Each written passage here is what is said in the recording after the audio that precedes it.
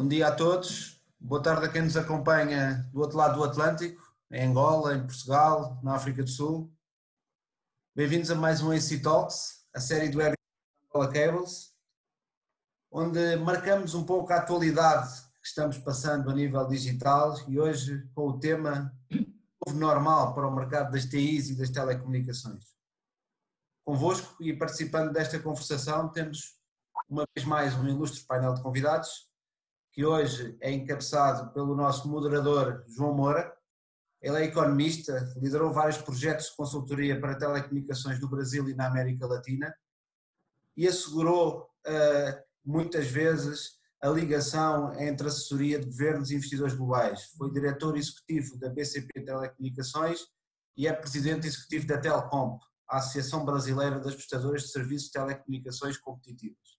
Será hoje o nosso moderador de painel. Connosco também temos o Eduardo Grisendi, engenheiro eletrónico, diretor de Engenharia e Operações da RNP.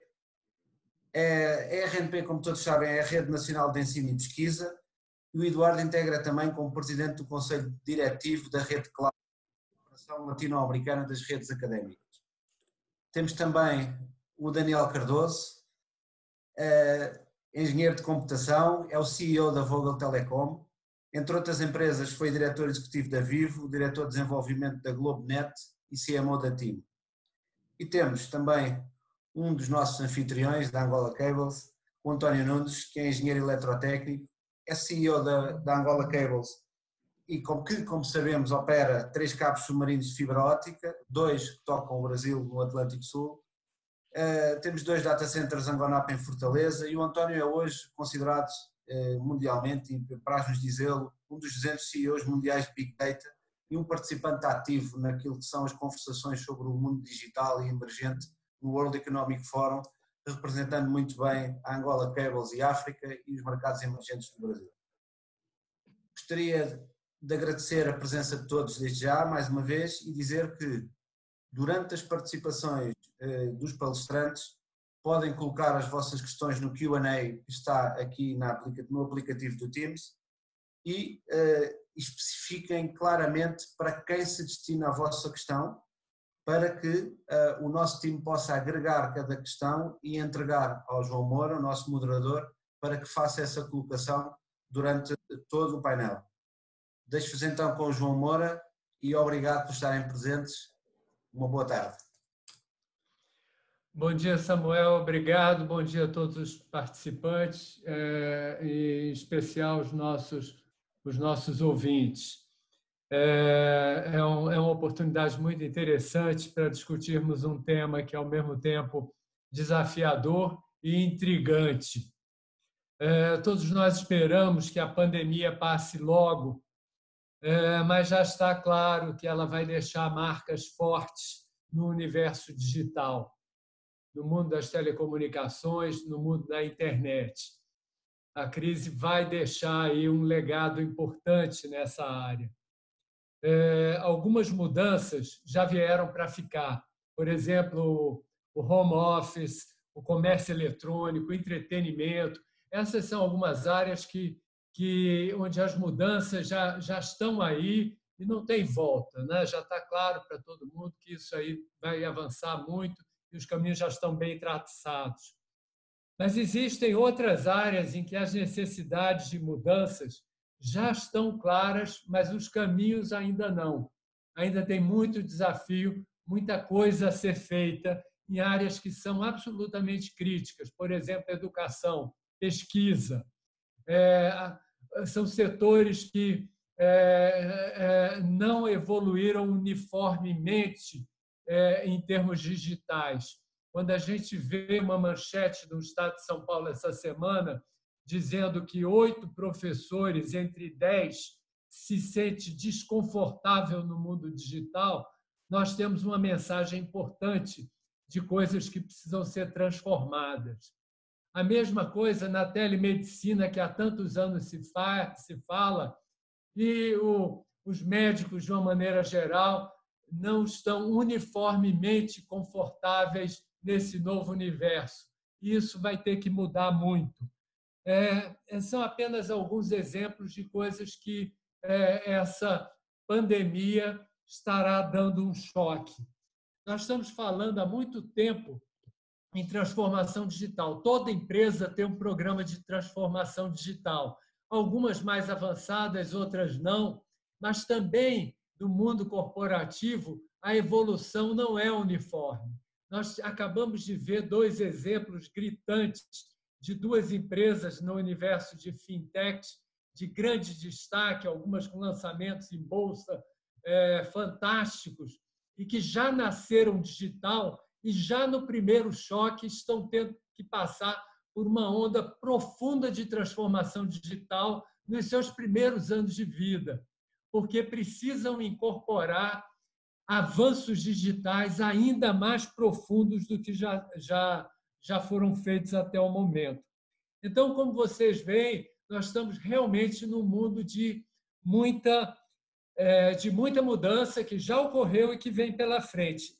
E essa é a pergunta que eu coloco para o nosso ilustre painel, do que será o novo normal no universo da internet, no universo do TI, no universo das telecomunicações, que agora se torna ainda mais essencial, e segmentos que vão exigir muito investimento num momento difícil. Temos recessão no mundo inteiro, no Brasil temos um dólar chegando a R$ 6. Como é que isso vai impactar o mercado como um todo e o desenvolvimento que nós precisamos fazer? Então, para começar essa conversa, eu convidaria o Eduardo Grisendi para dividir conosco tanto a perspectiva de sobre essa pergunta, a perspectiva de um operador de uma importantíssima rede brasileira e, ao mesmo tempo, muito próximo da comunidade acadêmica. Na sequência, então, já passamos direto para o Daniel para olhar um pouco a parte corporativa, como é que a mesma pergunta se reflete no universo corporativo, e depois o nosso anfitrião, o engenheiro Antônio Nunes, para dar uma visão um pouco mais global, mas também a partir da operação dele aqui, da Angola Cables, aqui no Brasil. Eduardo, a bola está com você. Obrigado, João. Bom dia a todos. Então, que é este normal, né? Eu acho que este normal não é o normal, nem será o mesmo normal que nós teremos depois da pandemia, tá? Claro que este normal que nós estamos vivendo agora, que não é normal, ainda não é normal, ao longo do tempo, e se permanecer, vai ficar cada vez, entre aspas, normal. Mas ainda não é normal.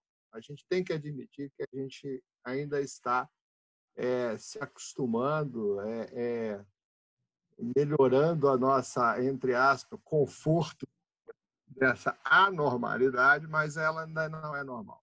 E eu acho que depois da pandemia, aí, tem que ser otimista e acreditar que ela vai nos deixar, né? Nós vamos ter um normal que vai ser um equilíbrio entre essa situação agora e a situação que nós estávamos antes de entrar na pandemia, tá? E aí, sim, vai se acentuar, a gente pode dizer, o ensino à distância, com certeza, né? O trabalho em home office, né? Mas também não vai ter também ambientes tão confinados, né? Tão apertados, tão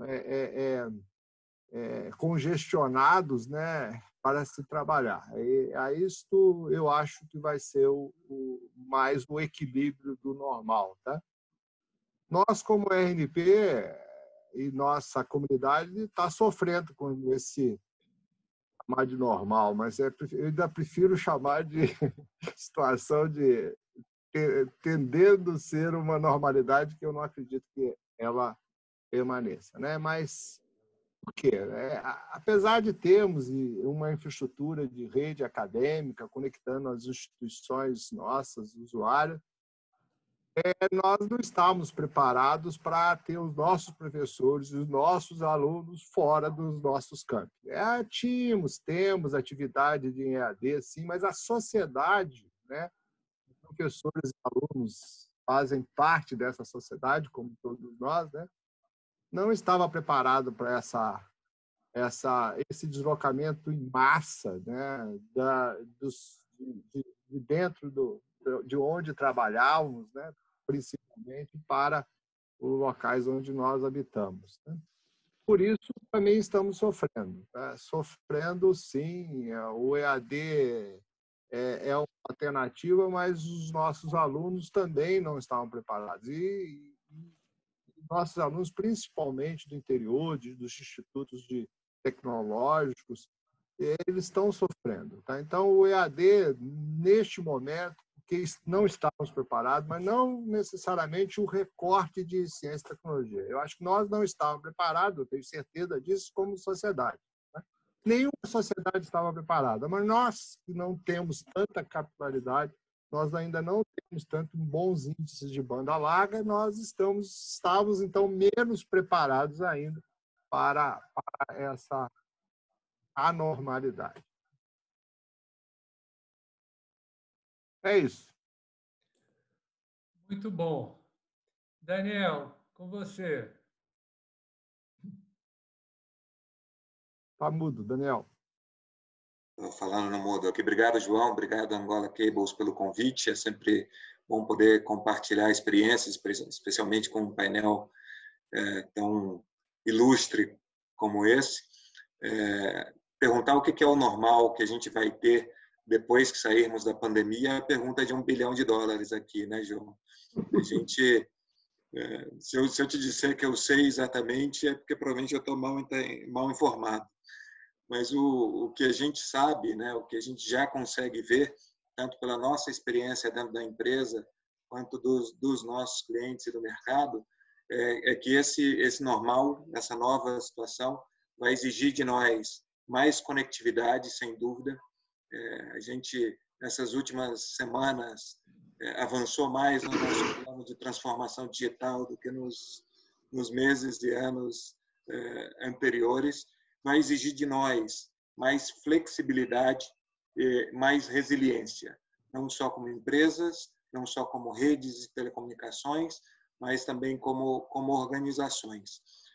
Então, quando a gente olha isso, e eu concordo, Crisente, a gente não estava como empresa pronto para estar todo mundo trabalhando em home office há meras semanas atrás, mas me surpreendeu como, não só na nossa empresa, como nos nossos clientes, essa adoção e essa adaptação à nova situação funcionou melhor do que a gente esperava. A gente conseguiu ver não só o nosso mundo corporativo, como nossa vida pessoal, de fazer live, de comemorar aniversários por Zoom, uma adaptação muito rápida. E isso põe uma pressão e uma responsabilidade muito, muito grande em nós como provedores de infraestrutura, em nós como provedores de serviços de telecom. Esse tema de flexibilidade, esse tema de manter a resiliência das nossas redes, para mim, das nossas redes, das nossas organizações, para mim é um dos temas mais críticos, não só desse período de crise, mas um dos aprendizados que a gente leva para frente para o normal que se seguirá a essa situação atual. Muito bom. Engenheiro Antônio Nunes, traga um pouco a sua perspectiva, um pouquinho global, um pouquinho Brasil, e também um pouco das iniciativas associadas, vamos dizer, ao enfrentamento da crise. O que pode, o que está sendo feito, o que o senhor tem visto aí grandes empresas fazendo para cooperar nesse esforço? Bom, antes de tudo, agradecer a vossa presença e a presença de todos os ouvintes que estão conosco e que nos estão a acompanhar. e depois partilhar também então com vocês um pouco do que é que está a ser a nossa experiência e o que é que vai ser, ou o que é que nós prevemos ser este novo normal. Portanto, antes de tudo, começar por aquilo que já foi dito, que é a transformação digital. Portanto, todos nós temos sido os agentes da transformação digital. É claro que estamos a pregar um novo regime, uma nova situação, e por isso, naturalmente, que toda esta situação é lenta, a sua transformação é lenta. Esta situação que nós estamos a viver, esta situação, no fundo, de crise mundial, está a forçar com que esta transformação digital efetivamente aconteça, e aconteça de uma forma muito, muito repentina. O que é certo é que, sem sombra de dúvidas, uma coisa temos a certeza, o novo normal não vai ser igual àquele que nós deixamos no passado. Isto porque, não só porque existem determinadas situações que nós estamos a constatar que não, para nós que estamos nesta atividade e que neste mercado não são novidades, mas é algo que o grande público hoje vai constatar e está a constatar, que elas efetivamente são, até do ponto de vista da produtividade, mais eficientes. O facto de estarmos aqui a falar todos numa conferência, teria sido necessário para mim viajar para o Brasil, por exemplo, ou vocês terem que viajar para Angola, e isto para cada um de nós teria sido um fator que implicaria custos acrescidos de tempo e de dinheiro, não é? O facto de nós conseguirmos estar a fazer isto, e eu estou aqui em Angola a falar através do Sax, por exemplo, vai, no fundo, confirmar que a perspectiva de criação de infraestruturas para conseguirmos globalizar o planeta, do ponto de vista da sua interação, começam a ter prova viva de que realmente fazem todo o sentido. Por exemplo, aqui em Angola nós tínhamos algumas pessoas céticas na questão de que porque é que faz sentido, se Angola está numa situação económica complexa, estarmos a investir em infraestruturas no Brasil e infraestruturas que vão do Brasil para os Estados Unidos. Hoje temos a prova e a evidência de que se nós não tivéssemos efetivamente investido nestas infraestruturas, praticamente poderíamos estar isolados do resto do mundo, porque temos que estar confinados e estas infraestruturas de telecomunicações estão-nos a garantir a continuidade da operacionalização do próprio país. Por exemplo, nós a nível da Angola Cables temos visto um crescimento de tráfego enorme. A nível da nossa rede global, a nossa rede cresceu a nível de demanda 3 vezes mais. Só o Brasil cresceu 6 vezes mais do que aquilo que nós processávamos de tráfego. Em África temos um crescimento mais ou menos de 1,5 vezes, ok? Mas no cômbito geral o crescimento é enorme, portanto as pessoas neste momento estão todas a trabalhar, a maior parte das pessoas estão a trabalhar dentro do mundo do negócio, estão a trabalhar de casa e por isso vemos aqui um crescimento enorme do tráfego a aumentar. Por exemplo, um dos projetos que nós já tentamos fazer com a RNP há vários anos e que infelizmente nunca tivemos a capacidade de efetivar o processo, foi colocar as universidades angolanas e os centros de investigação angolanos a ligarem-se com o Brasil. E nós já viemos a tentar isto há alguns anos, portanto isto não é uma coisa nova.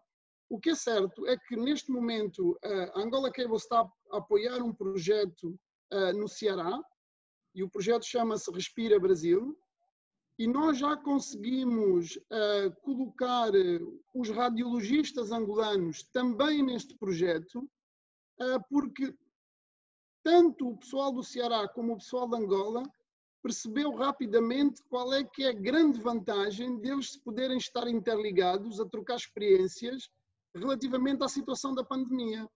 Então isto é extraordinário, não é? Isto é realmente algo que vem provar que este tipo de transformação digital é necessária para o desenvolvimento das economias.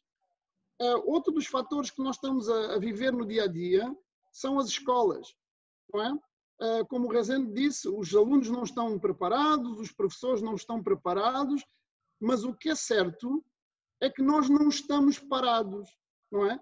Esta transformação vai ser, porque é muito repentina, vai ser relativamente dolorosa, mas o que é certo é que as crianças não estão paradas em casa e, portanto, continuam a aprender, talvez não da forma tão eficiente como se estivessem na escola, mas o que é facto é que daqui a 2 meses ou 3 meses eles já vão estar perfeitamente a dominarem todos os sistemas digitais para conseguir agregar a sua informação. Portanto, isto é efetivamente muito interessante. Antônio, muito bom. Nós vamos voltar a esse tema, inclusive porque eu tenho algumas perguntas aqui que eu vou trazer para você.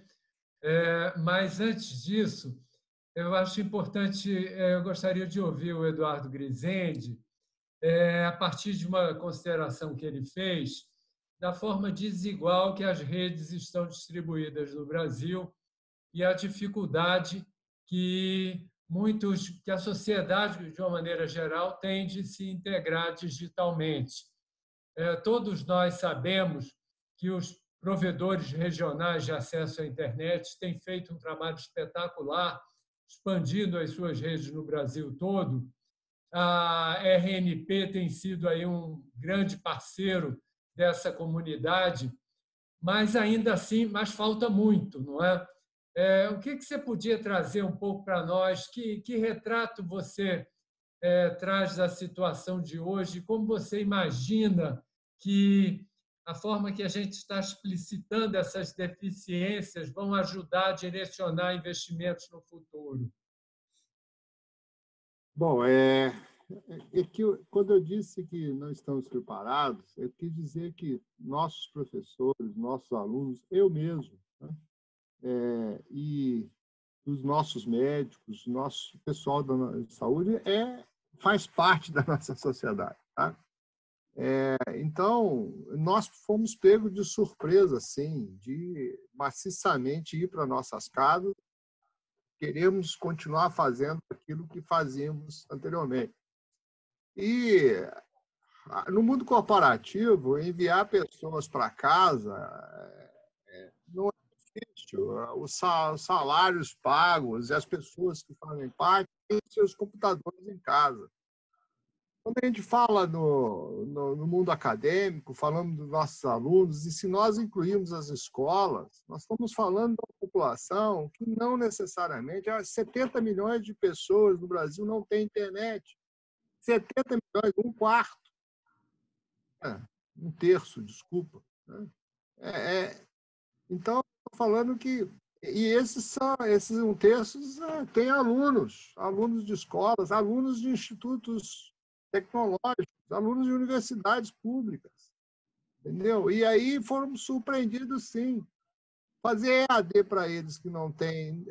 Quando tem aparelho celular, é pré-pago. Então, é uma dificuldade enorme. Então, eu digo o seguinte, nós não estávamos preparados, mas nos surpreendemos, sim, com um espírito de colaboração, de apoio, né, de esforço. Os provedores já têm nos ajudado muito. Há 8, 10 anos que os provedores têm agressivamente nos ajudado a conectar nossos campos no interior. Não somente conectar, fazer junto conosco infraestrutura na chegada no interior. Então, nós aceleramos razoavelmente, na medida do possível, né? Porque nosso país também não teve uma sequência nesses últimos anos de um crescimento econômico, mas ainda assim a internet, o investimento em infraestrutura cresceu mais do que os nossos índices de crescimento econômico. E principalmente, isso é notório, tá? Com a participação dos provedores. Então, melhoramos, mas não foi suficiente. E a gente, às vezes, sinaliza para um 5G que em 2030 vai acontecer nas principais cidades, vai estar nas principais cidades, como está o 4G. Quantas cidades hoje não tem 2G aqui no país? Tem muitas que têm 2G, tem muitas que têm 3G, algumas têm, desculpa, muitas têm 2G, algumas têm 3G e poucas têm 5G, 4G, se a gente olhar proporcionalmente. Não estou falando dessa situação nos grandes centros, né? Classe A, B e parte da classe C. Estou falando de outras classes, né? Que, infelizmente, tem. Então, isso nós nos surpreendemos. E o ensino à distância ficou prejudicado. Tá? Apesar de termos as nossas instituições lá razoavelmente bem conectadas, tá? Não foi suficiente para resolver o problema EAD, porque nós tínhamos que ter razoavelmente bem conectado todos aqueles que fazem uso de ensino à distância e tudo mais. E aí fomos surpreendidos. E nós aqui também, na RNP, foi interessante o espírito de colaboração, eu me surpreendi, foi maravilhoso. Eu me emocionei com o nosso NOC e o Service Desk indo para casa. E o NOC e o Service Desk indo para casa quer dizer, pessoas botaram monitores de vídeo em suas porta-malas, ou porta-mala do tio, do cunhado, né? Do namorado da irmã, entendeu? Para poder levar para casa uma infraestrutura que não estavam preparados, entendeu? Ainda veio a questão da nota fiscal, como é que leva? Depois, imagina pegar daqui um monitor da RNP para levar para casa. Isso foi necessário. Se o cara não for preso, já é uma vantagem, né? Foi brilhante. Eu vi fotos de pessoas em suas casas trabalhando. Eu tenho gato, né, como eu falei, mas tem gente que tem cachorro, e de vez em quando o cachorro se manifesta, né? Porque também não está acostumado com todo esse alvoroço dentro de casa. Né? Em outras palavras, isso foi o retrato da nossa... E, olha, fazemos reuniões também como essa que está aqui, de vez em quando o cachorro late. Vocês estão, todos nós aí, os nossos ouvintes, sabem que isso está acontecendo nas melhores famílias. Então, não estamos preparados. E só aqueles que, mesmo preparados com banda larga, não estavam preparados para ficar todo dia um olhando para o outro. Está aqui, estou, mas você não vai sair? Não. Entendeu? Não ficaram. Os gatos, os pets também. Entendeu? Enfim, esse normal. E outra coisa, Antônio, para completar, Antônio, eu não vou deixar de visitar a África, não é possível. Eu vou conversar com você, falar remotamente, mas dá uma vontade louca de viajar. Todos nós, presa nosso ser humano, então nós não vamos deixar. Eu vou motivar um motivo para ir para Angola, como eu já fui a Angola e arrumei um motivo para tal. Porque é da nossa natureza também. Então, vamos driblar tudo isso, vamos achar uma vacina, vamos melhorar a nossa banda larga, mas o normal não vai ser só este. Não, pelo amor de Deus, viver dentro de uma casa e não fazer nada fora dela, cara, é angustiante. Ponto. Muito bom, Eduardo. Eu penso que não é isso normal nós estarmos confinados. Garantidamente que não será esse o normal. Aquilo que me estava a referir é que existem determinadas situações que passam a ser muito mais eficientes usando os meios digitais de comunicação. Agora, naturalmente que isto há de passar e nós havemos de continuar a ser... Nós somos sociais e, portanto, sendo sociais, vamos continuar a interagir interligados uns aos outros. Daniel, eu queria já passar para você algumas perguntas de jornalistas que estão bem em linha com temas que a gente tinha conversado anteriormente.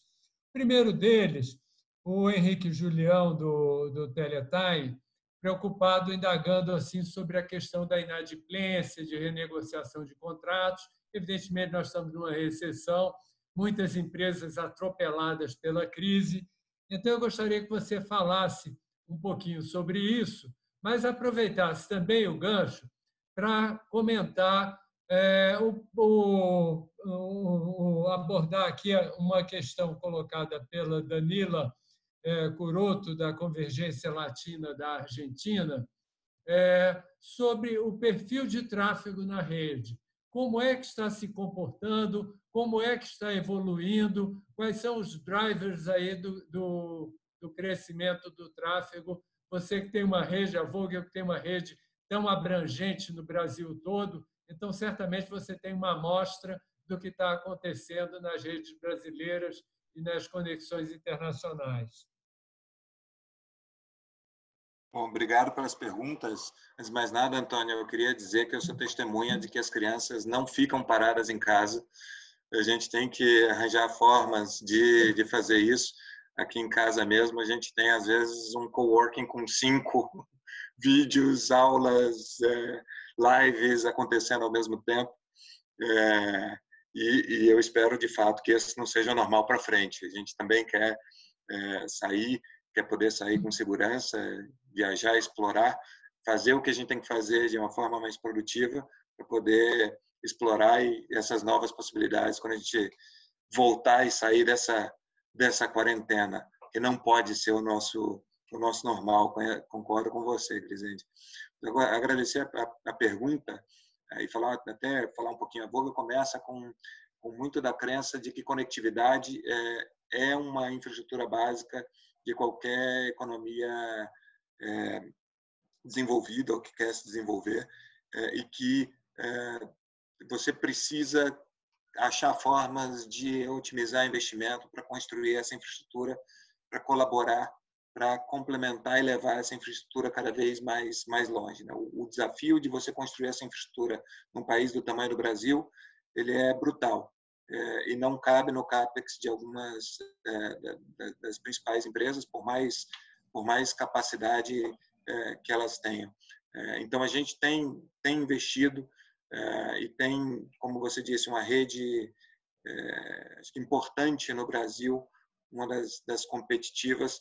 Eu estava aqui feliz e orgulhoso do que a gente vem fazendo, porque a nossa rede, com os investimentos que a gente fez, suportou aumentos de tráfego que a gente viu entre 30% e 100%. Né? Em muitos lugares, no agregado da rede, a gente tem visto crescimentos da ordem de 30% a 50%, mas em algumas redes específicas, algumas rotas específicas, a gente viu mais do que dobrar. Então, se o Antônio está vendo aí 3 a 6 vezes mais tráfego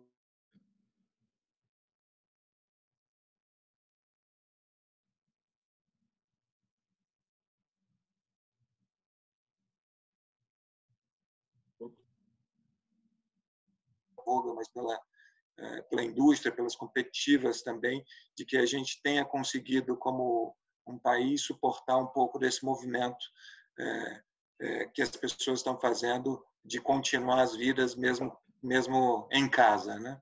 Mesmo aprendendo a dar aulas e aprender com crianças pequenas dentro de casa. A internet, a banda larga até estava, em alguns casos, preparada. A gente, como professores e tutores dentro de casa, nem sempre, mas a gente vai aprendendo. Então, essa acho que é uma das perguntas. Né? A gente tem visto, sim, um aumento significativo de tráfego nas redes, em alguns casos chegando a dobrar. E é importante ressaltar que, com os investimentos feitos e com a estrutura que a gente tem conseguido exportar esse crescimento. A outra pergunta, se você puder me lembrar, João, a primeira pergunta. A questão da inadimplência, que nos preocupou tanto no início, e que o Henrique Julião está colocando na mesa. Muito obrigado.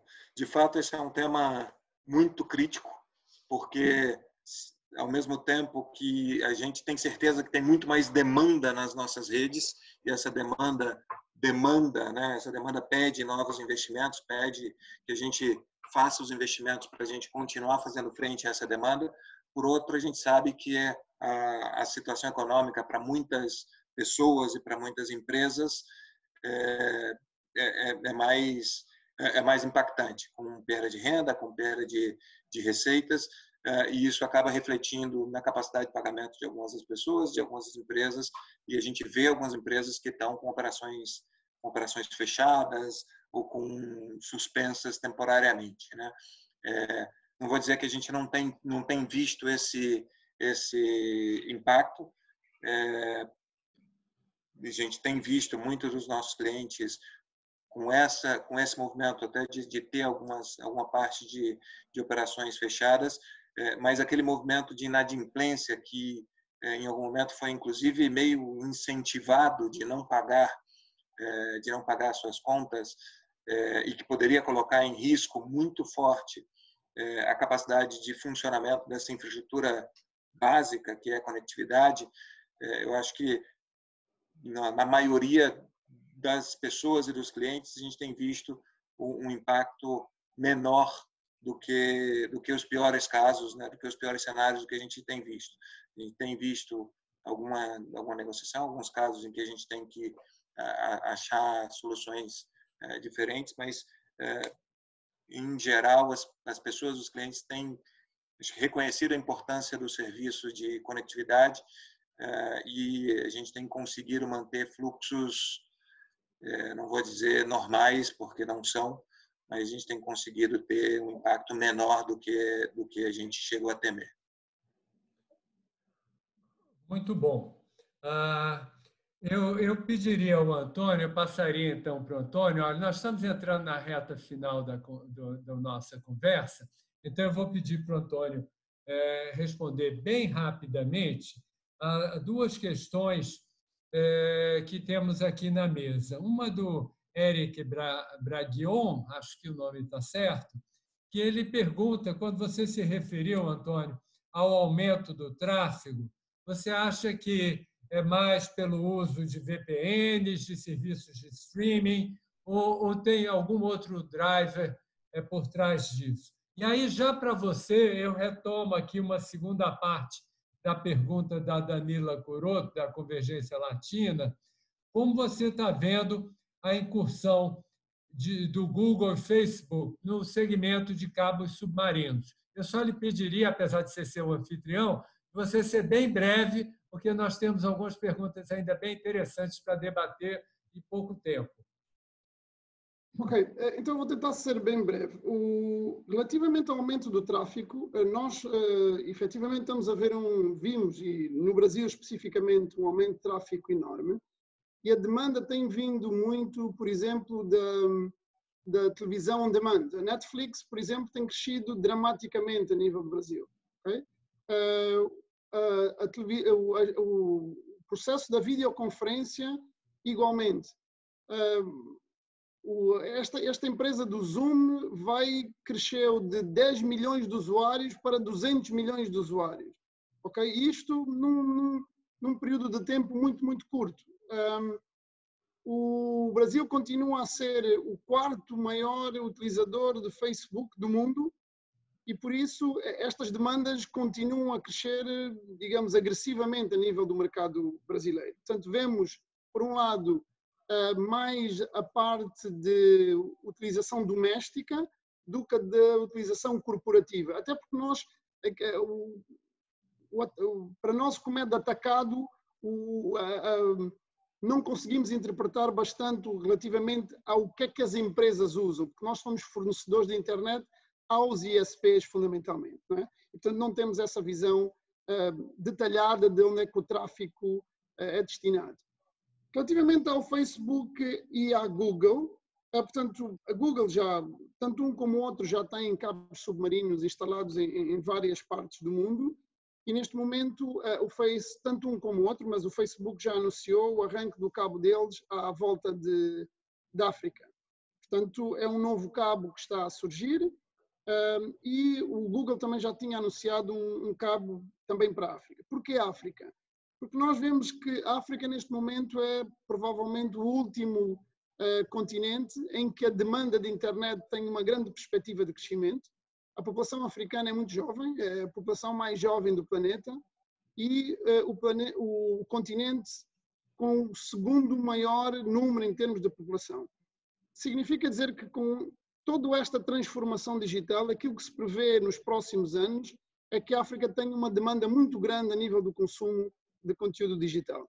Daí que estes grandes players estejam a posicionar já no terreno com algum tempo de antecedência, de forma a poderem, no fundo, capitalizar isto para eles o máximo possível. Muito bom.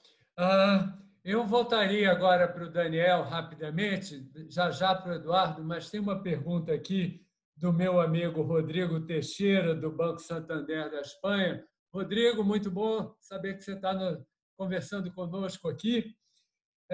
O Rodrigo traz uma pergunta aqui que é bastante sensível, que é como é que você vê, Daniel, aí, porque você está mais na ótica corporativa, mais no mercado privado, nós falamos do aumento do tráfego e a questão de preço. Como é que a gente vai manter o equilíbrio, o mix preço-volume, going forward? Daqui para frente, como é que vai ser isso? Não esquecendo da nossa pergunta de abertura, numa realidade de dólar a R$6, que, a menos que um banqueiro diga que vai mudar, parece que veio para ficar. Como é que você vê isso daqui para frente, uma vez que o dólar impacta não só investimentos, mas todo o fluxo internacional de tráfego? Boa, obrigado pela pergunta. Se puder ajudar com dólar, é sempre bem-vindo, porque uma parte do investimento está relacionado a isso. Mas antes de dizer, tem duas coisas que a gente sabe, né? Primeiro, que a demanda pela internet cresce exponencialmente, a demanda por tráfego, por banda, cresce com o número de use cases, com os avanços que a gente faça, seja na telemedicina, na teleeducação, na própria TV por demanda, a gente sabe que a demanda vai crescer e vai colocar essa pressão boa nas nossas redes. O outro lado da equação é que a gente vai ter que fazer os investimentos e achar forma de fazer os investimentos formas criativas, muitas vezes mais colaborativas, mais compartilhadas, de fazer os investimentos para fazer frente a esse crescimento. O dólar é uma parte importante dessa equação, né, tanto nos insumos quanto na própria padrão da economia. Os nossos clientes, na imensa maioria, a nossa economia funciona em reais, então, obviamente, isso muda um pouco o balanço. O que a gente vai ter que fazer aqui é achar essas formas criativas, esses novos modelos de negócio para fazer os investimentos que são necessários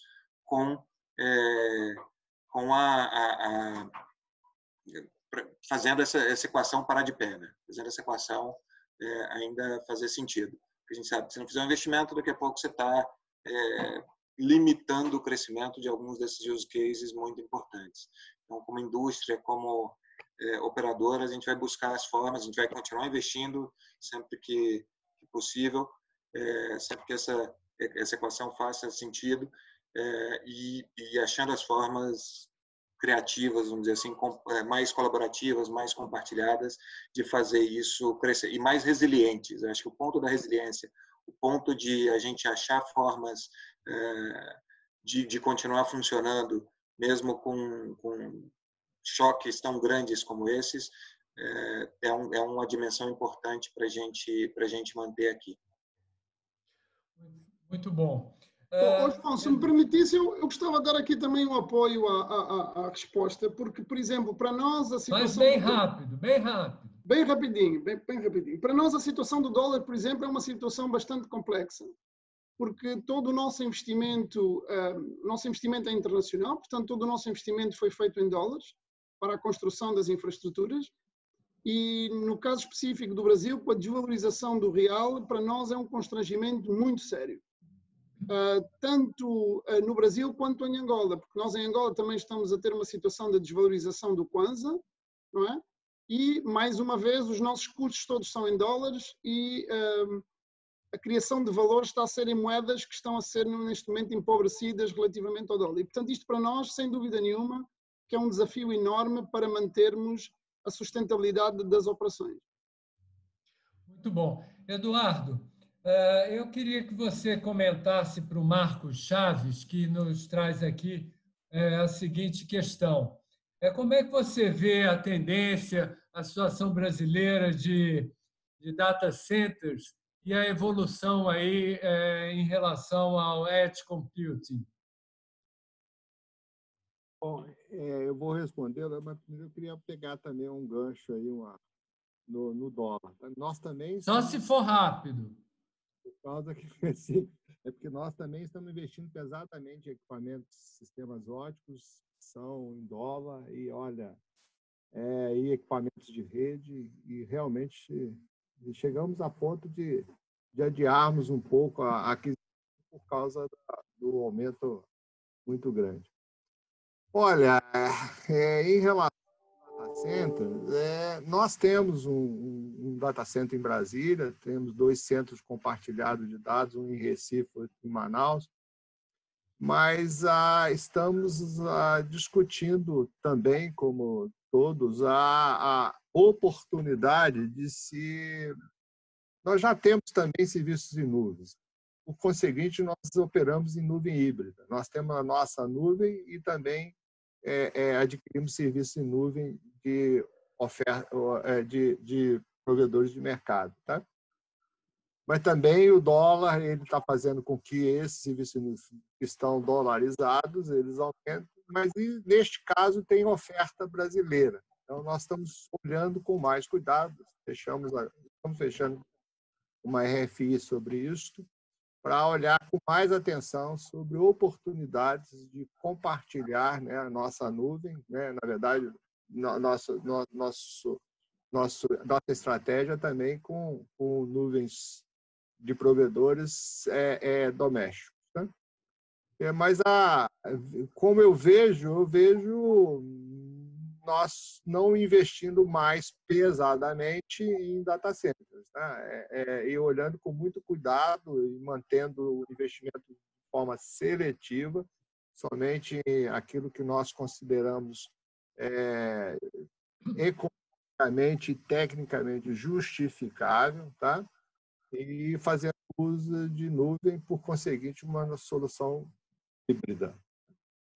Enfim, porque também os equipamentos, o investimento, e eles têm um tempo de vida útil, os custos de manutenção não são poucos, são pesados, o dólar muito alto, tudo isso também não estimula, né? E o custo de propriedade é muito forte, se a gente olhar com atenção, ele não estimula o investimento em data centers próprios, né? Data center próprios. Por conseguinte, nós não estamos com uma política agressiva de crescimento dos nossos data centers. Lembrando que nós temos 27 pontos de presença, um em cada capital, e estes pontos de presença já têm espaços de data centers também. Quando eu falei que temos data centers, um em Brasília, 2 em centros de dados que são containers em Manaus e Recife, e 27 pontos de presença que têm espaços que são utilizados, né? Tem data center dentro deles, e onde nós instalamos equipamentos e instalamos também equipamentos de nossas organizações de usuários. Deixa eu ainda acrescentar que esses pontos de presença, a maioria deles também são pontos de troca de tráfego do programa do NIC-BR. Por conseguinte, naquele ponto de troca de tráfego, naquele local de ponto de troca de tráfego, tem equipamentos, então, de provedores e operadores. Muito bom, Eduardo.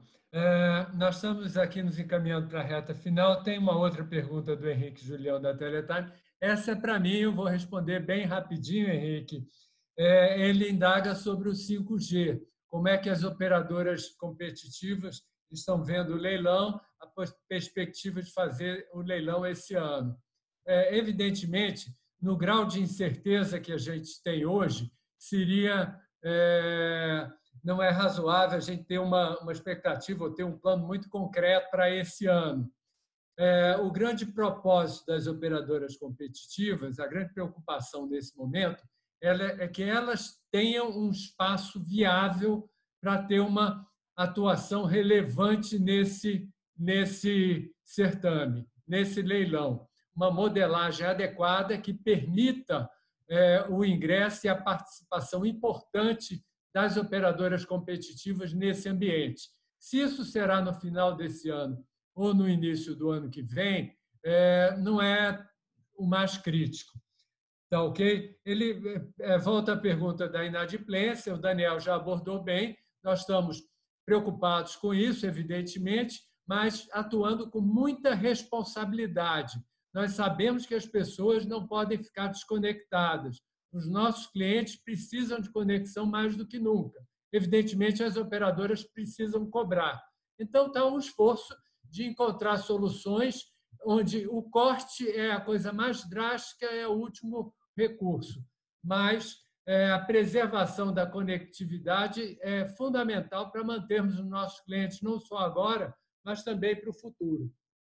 Como a gente está na reta final, eu não gostaria de falar sobre o futuro. Como é que vocês estão vendo as principais forças da saída, da criação do novo normal, já que o Eduardo explicou muito bem do início que o que a gente está vivendo agora não é um novo normal. Qual será o novo normal daqui para frente? Eduardo, bem rápido, porque nós já estamos bem apertados de tempo. Seus últimos comentários e os demais na sequência. Bom, eu repito o valor dessa resposta, né? É isso, $1 bilhão? Bom, mas resumindo, é o que eu disse. O normal vai ser um equilíbrio entre o que nós estamos vivendo hoje, né, e aquilo que vivíamos antes do coronavírus, tá? São espaços de trabalho mais folgados, né? Uma tolerância, um estímulo, mais do que isso, uma tolerância, um estímulo, né?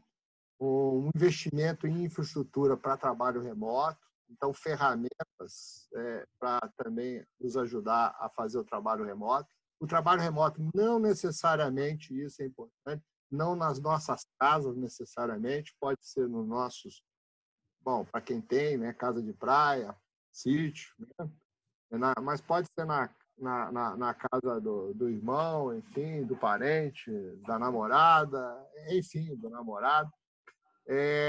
Este eu acho que é o normal, tá? Mas não é esse.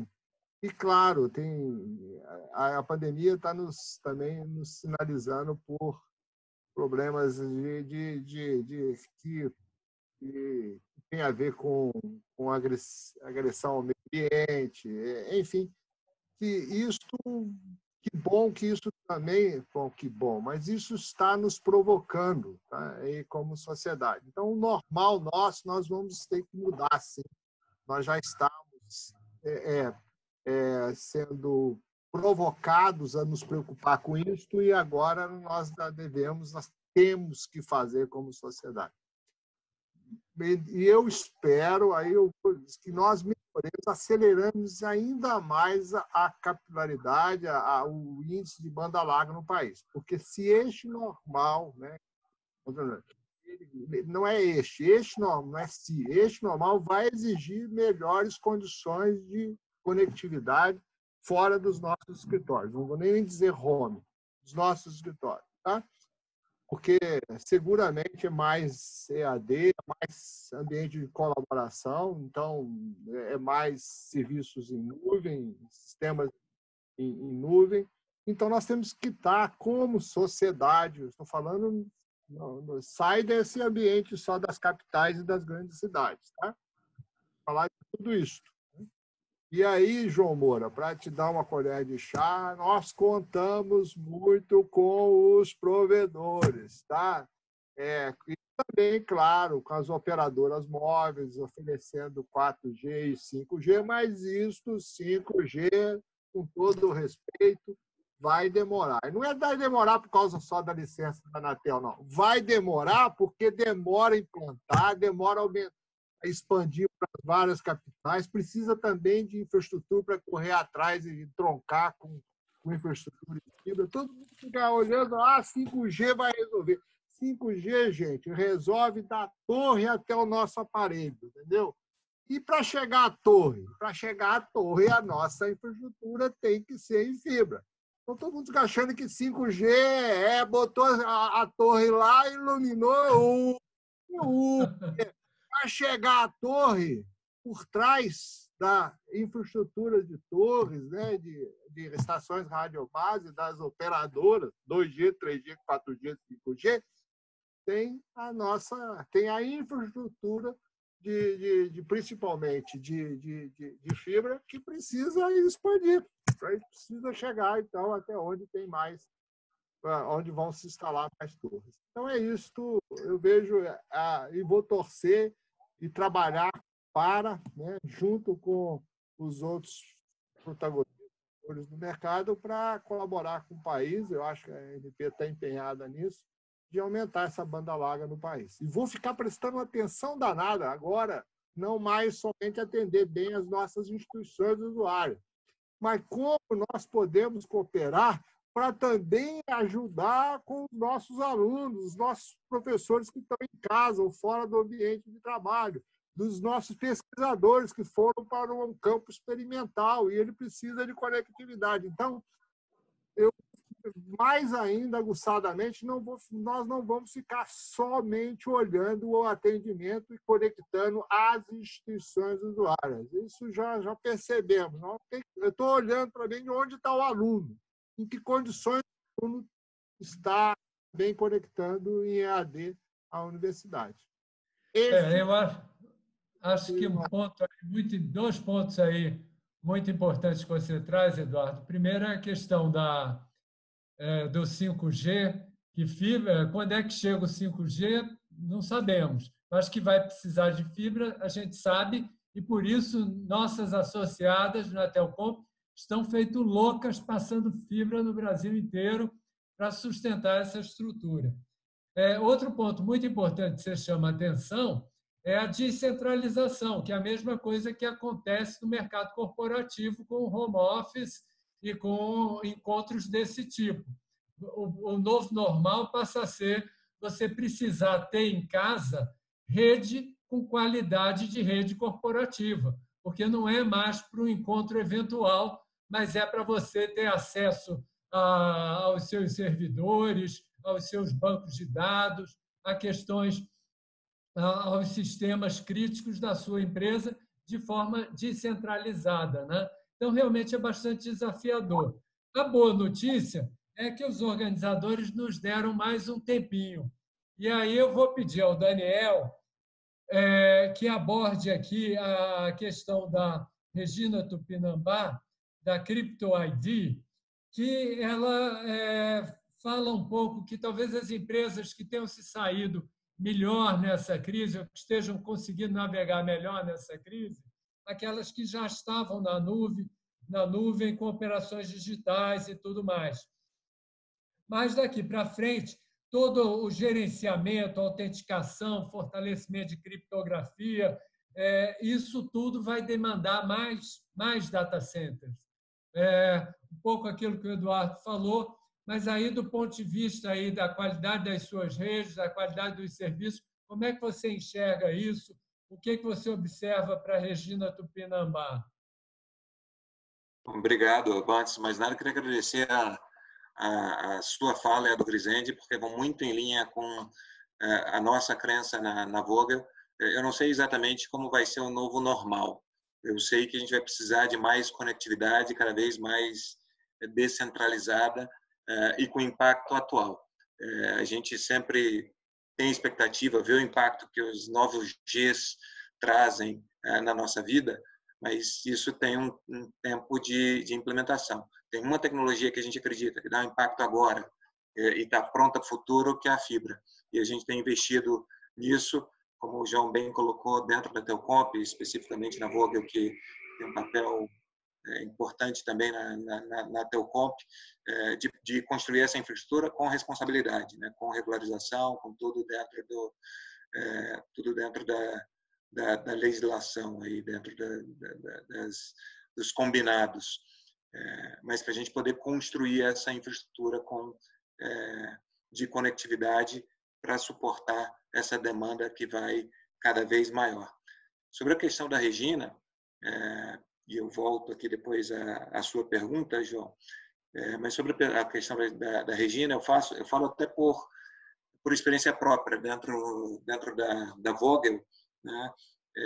de fato, se você já começou a jornada para a nuvem, de ter sistemas em nuvem, de ter sistemas mais escaláveis, isso facilita e nos facilitou muito dessa migração acelerada para o trabalho remoto, para essa transformação digital que em 2 semanas a gente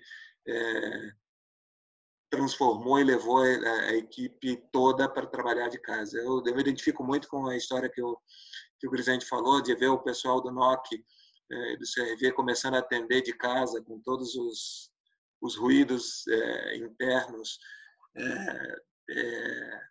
naturais de um home office, mas com muita garra de continuar atendendo os clientes.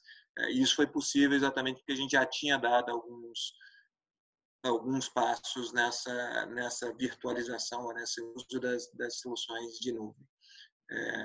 E aí eu acho que tem duas dimensões. Tem uma dimensão de isso cria uma demanda, a gente sente na nossa pele, a gente vê isso nos nossos clientes, parceiros, cria uma demanda importante de construção de data centers, né, de infraestrutura aqui no Brasil, e a gente vê muita gente investindo nisso, em novos data centers, em nova infraestrutura para isso, mas serve também, demanda também uma mudança cultural das pessoas e um cuidado das pessoas em lidar com isso, e uma infraestrutura de conexão para esses data centers. Então, isso reforça muito quando a gente olha o nosso novo normal, voltando à sua pergunta, o que a gente está fazendo, a gente continua investindo nos nossos times, capacitando os times, preparando para essa situação nova, para a mudança, que é talvez a única certeza da vida, que as coisas vão continuar mudando e atingindo novos normais, trazendo o time, capacitando, e investindo nas redes e na conectividade para esses pontos de tráfego, não só para as demandas lá no interior, mas garantindo que a gente consegue dar conectividade para esses novos pontos de calor que são os data centers, né? Então, ter uma conectividade importante para esses grandes data centers, para garantir que você, na sua empresa, na sua casa, tenha acesso às suas aplicações que estão na nuvem, é super importante. Especialmente num contexto de dólar subindo, é bom a gente saber e ter infraestruturas aqui no Brasil, com pelo menos uma parte da infraestrutura e da estrutura de custos em reais. Isso deve nos dar uma competitividade também, e é importante a gente conseguir se beneficiar dentro dessa infraestrutura. Muito bom. Antônio, nós temos uma pergunta aqui do Manuel Monteiro, que é mais voltada para o mercado de Angola, mas eu acho que é interessante e vale para nós aqui também. Ele pergunta sobre as políticas da Angola Cables em Angola para expandir a oferta de serviços de internet para as pessoas e para os pequenos provedores de internet. Quer dizer, como é que eles estão nessa situação, evoluindo, e como é que estão em Angola trabalhando, enfrentando essa situação, esse desafio de levar mais conectividade aos indivíduos. Relativamente à pergunta especificamente, a forma de operarmos tanto em Angola como no Brasil é muito similar. Portanto, nós somos um operador de wholesale, ou seja, nós somos um operador grossista e nós não temos redes próprias na sua generalidade. Portanto, da mesma forma como nós fazemos no Brasil, nós temos os nossos pontos de presença, os nossos POPs, e a partir desses pontos de presença nós vendemos a acessibilidade dos nossos produtos, portanto, a conectividade internacional, a internet, e onde temos data centers, serviços de data centers aos nossos clientes, e isso fazemos no Brasil e fazemos em Angola. Portanto, a nossa política é exatamente a mesma. Todos os provedores de internet que precisem de internet e conectividade internacional em Angola, nós fazemos a venda a esses provedores exatamente a partir do nosso ponto de presença em Angola, que é o Angonap Luanda. Portanto, a política é muito similar e é aquilo que fazemos também no Brasil. Eu queria também aproveitar e dar uma chega àquilo que será a nova realidade e a nova situação. E eu acho que uma das consequências de estarmos todos confinados e estarmos em lockdown do ponto de vista até de países, estamos a aprender que determinadas situações e, portanto, a vida futura irá depender muito dessas próprias situações. Por exemplo, temos o caso específico do petróleo. Portanto, o petróleo deixou de ser o combustível de preferência porque os países não estão a consumir petróleo. Portanto, todos os países produtores de petróleo, nomeadamente Angola, está numa situação muito, muito complexa porque não se está a consumir petróleo, nós estamos numa crise. No entanto, as pessoas continuam a viver e a sociedade continua a andar. Significa dizer que temos que arranjar rapidamente soluções alternativas de produção de energia e essas soluções de energia deverão ser produzidas localmente, exatamente para não estarmos dependentes ou muito dependentes uns dos outros do ponto de vista da produção. O mesmo está a acontecer, por exemplo, com os produtos que neste momento a maior parte dos países estão a comprar à China e, portanto, porque como a China já abriu e todos os restos dos países estão praticamente em lockdown, estamos a depender de uma produção chinesa de grande envergadura. Isto é muito mau para as economias mundiais. Portanto, uma das situações que estamos a aprender e temos que aprender é que tem que existir infraestruturas mínimas de sustentabilidade para que as sociedades se consigam autossuportar e autossustentar. Isto vai ser muito similar do ponto de vista do mundo digital. Quando nós passamos para aonde é que vamos arquivar os nossos dados, aonde é que vamos processar os nossos dados, naturalmente que vamos precisar de data centers e vamos precisar de infraestruturas para que estes produtos, agora digitais, que cada uma das regiões ou cada um dos países irá produzir para poder, por um lado, consumir, para outro lado, comercializar, terão que ser criados, armazenados nos seus próprios países. E, portanto, cada um dos países, nomeadamente Angola, Brasil, vão ter que construir data centers e vão ter que construir redes suficientemente estruturantes para conseguirem suportar a sua economia do futuro. Muito bom. Outra das coisas interessantes que estamos a aprender também é a situação ambiental, não é? Pelo simples facto de nós estarmos neste momento confinados, vemos o ambiente a reagir positivamente. Portanto, os animais já se chegam às baías das cidades, o buraco do ozono está a fechar, ou seja, significa dizer que é possível nós vivermos, mas tomamos o ambiente de uma proteção muito positiva. E, portanto, o novo futuro vai ter estas condicionantes de correlação interessantes. Outro dos aspectos que estamos a aprender é a relação entre países pobres e países ricos. Okay? Se nós nos esquecermos dos países pobres, depois os países ricos vão ter que pagar a fatura pelo facto de que uma pandemia como esta é afetada por todos. É afetado a todos e não escolhe. Por exemplo, nós em África estamos a ser muito menos afetados pela pandemia do que o resto dos continentes. Não é? Isto parece uma coisa interessantíssima de ser analisada. Significa dizer que temos que ter aqui uma correlação de jogos e uma correlação de balanço muito mais eficiente. Em África morrem milhares de pessoas de malária e, no entanto, nunca foi uma preocupação mundial para a situação. Não é? Então, provavelmente, o facto de nós estarmos a combater a malária há anos pode ser uma das razões pelas quais estamos agora protegidos com esta pandemia, especificamente. Não sei, não sou cientista, mas o que é fato é que a cloroquina tem resolvido aí alguns problemas. Então, isto é interessante de nós verificarmos e, portanto, o novo estar vai passar também por esta análise de correlação entre as sociedades. Muito bom, Antônio. Já já a gente volta a esse tema de saúde, mas eu tenho uma pergunta aqui para o Eduardo, do Rafael Timbó, que trabalha na área de tecnologia, e ele pergunta o seguinte, quer dizer, a gente sempre fala de disponibilidade de serviço, disponibilidade de rede, mas lembra da questão da redundância, né? Para termos estabilidade e confiabilidade. Como é que vocês estão vendo aí a estabilidade das redes, a situação de redundância dos provedores, tanto pequenos como grandes? As redes estão aguentando o tranco?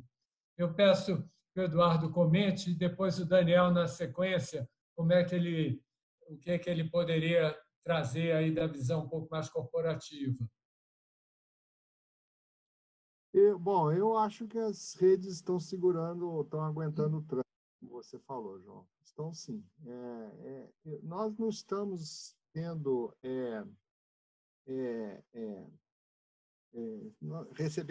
tendo incidentes de segurança, incidentes, né, na nossa rede, falhas, né? Não aumentou o índice de falhas. Nós estamos com uma operação similar àquela antes, não afetou.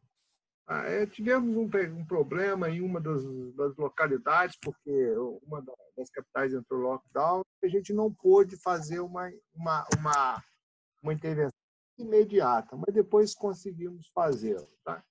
Então, realmente não mudou. Nós nos preocupamos muito, nem tanto com a redundância em si, mas com, sim, a garantia do nível de serviço. Pode ser em uma infraestrutura robusta ou pode ser, sim, em uma configuração redundante. Nós preferimos olhar a qualidade daquela infraestrutura que está por trás do nosso serviço. Tá? Mas, claro, a gente é obcecado por ter rotas de redundância, tá? Configurações com dupla abordagem, porque, por exemplo, se usamos a infraestrutura de cabeação aérea, né, nós sabemos que se bem que hoje até as ruas estão sem automóveis e estão com poucos caminhões. O caminhão adora um cabo aéreo.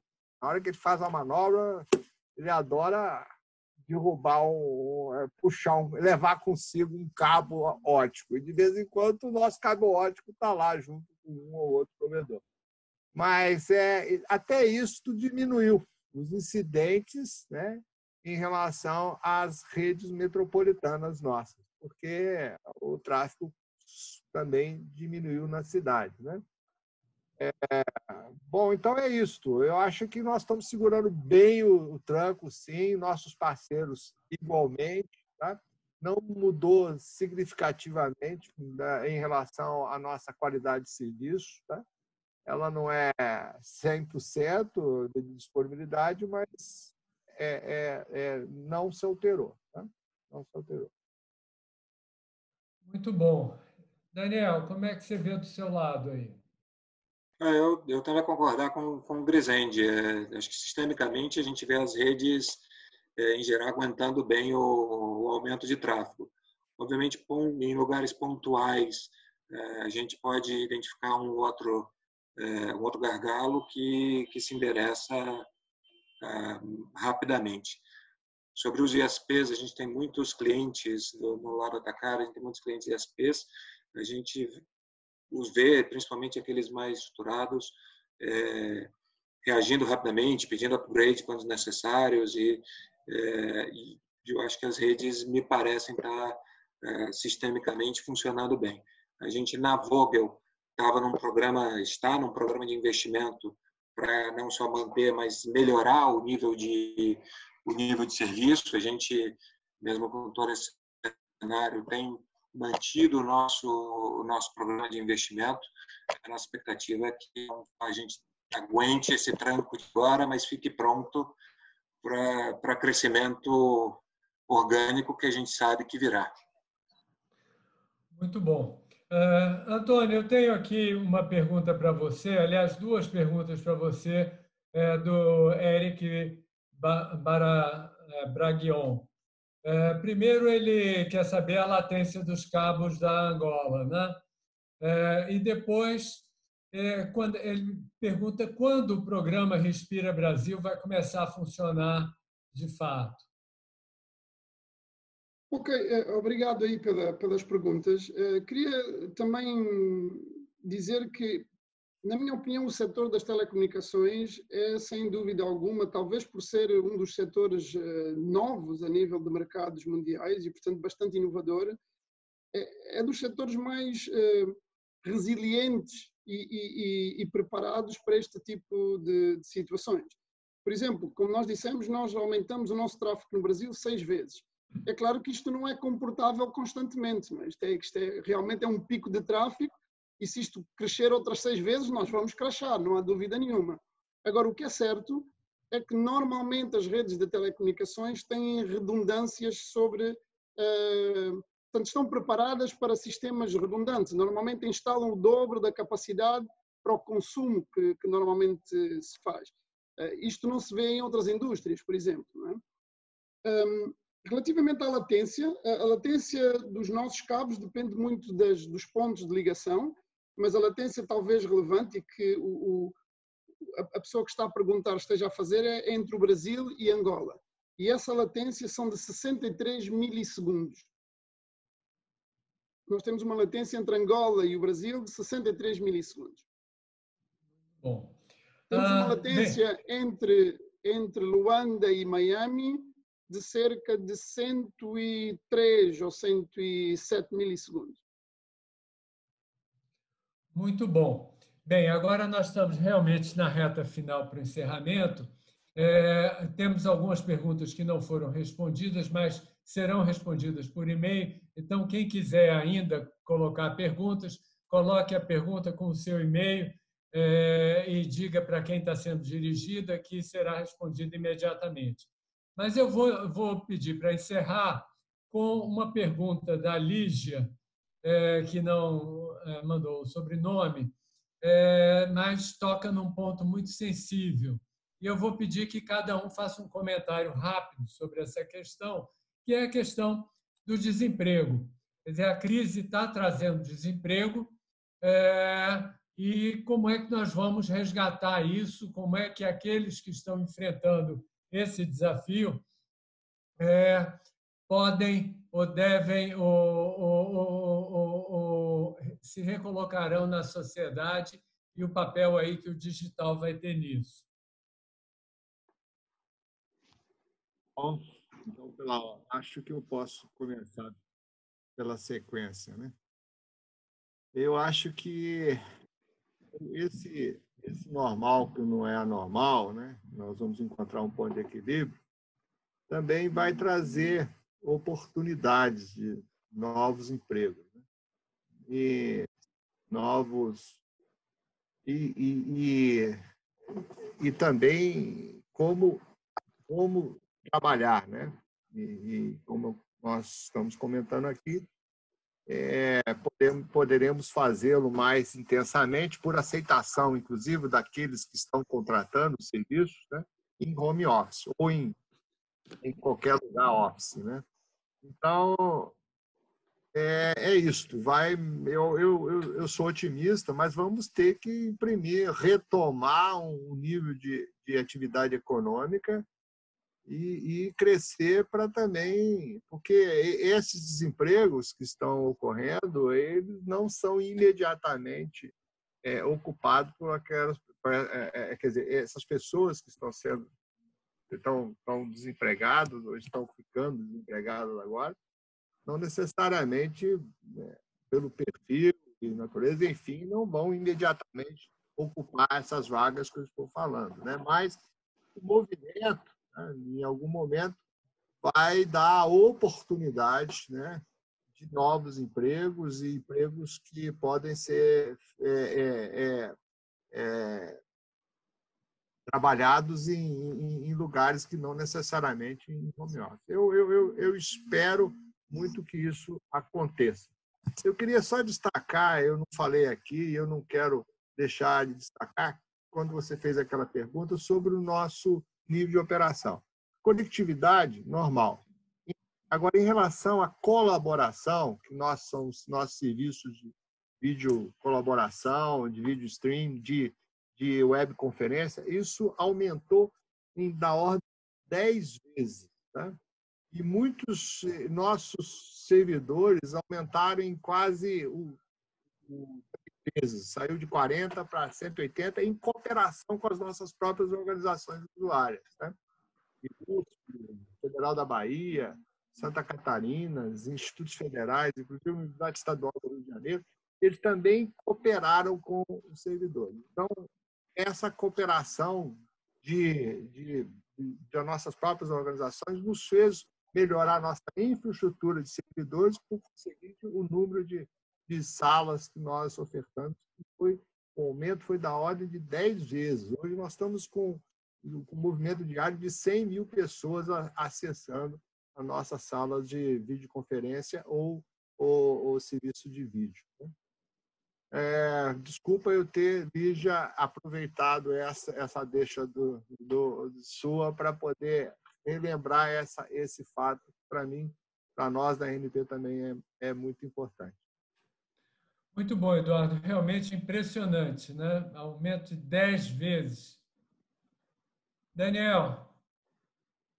Bom, acho que a Lígia toca num ponto importante que nós, como sociedade, precisamos estar olhando, que é a face perversa dessa pandemia, da crise econômica que segue, que tem os impactos não só da inadimplência, mas principalmente das pessoas terem acesso a seu ganha-pão. Acho que no curto prazo a gente tem uma pressão e tem essa crise, a gente tem que achar formas de colaboração e de suporte, mas olhando um pouquinho mais adiante, eu tenho um pouco a visão otimista do Grisende também. Toda crise traz oportunidades, e essas mudanças trazem novas demandas e novas oportunidades. Eu acho que todos nós, como profissionais, como organizações, temos que estar olhando para essas oportunidades e nos preparando para poder atendê-las, né? Seja novos modelos de negócio, novas demandas, novos investimentos que fatalmente virão com a retomada do crescimento, com a retomada da nossa economia.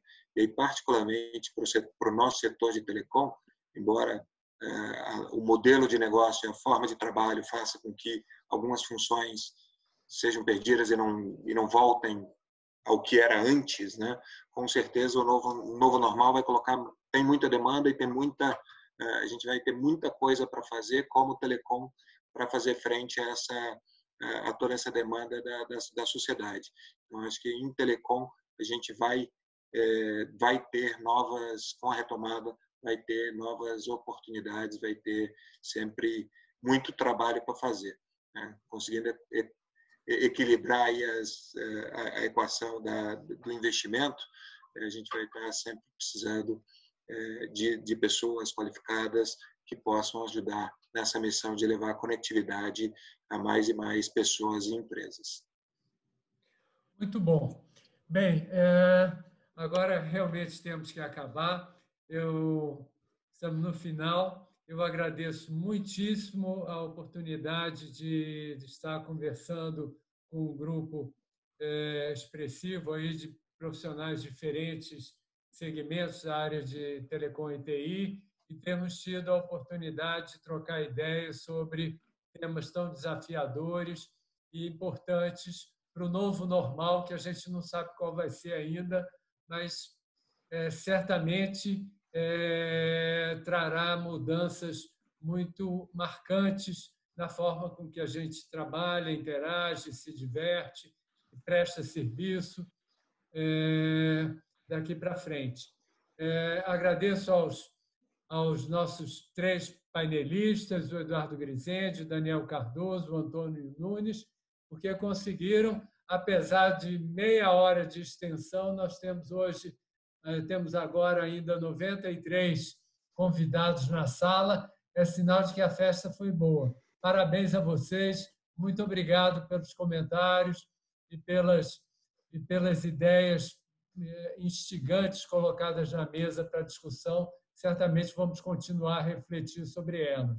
E aqueles que tinham perguntas a fazer e não fizeram, ou fizeram e não foram respondidas, por favor, envie um e-mail que nós responderemos. Muito obrigado. Bom dia a todos.